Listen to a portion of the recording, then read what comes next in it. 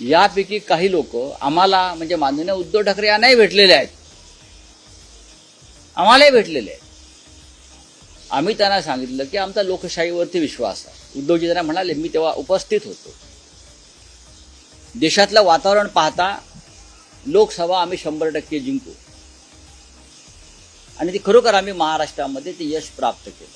पुन्हाच ते लोक विधानसभेला आले तेव्हा आम्ही त्यांना सांगितलं की लोकसभेत आम्हाला प्रचंड यश प्राप्त झालेलं आहे, विधानसभेत आम्ही नक्की सत्तेवर येतो.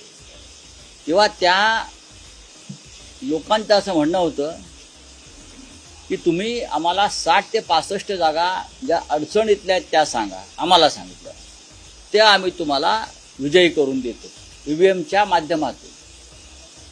आम्ही म्हटलं तशी आम्हाला आवश्यकता वाटत नाही.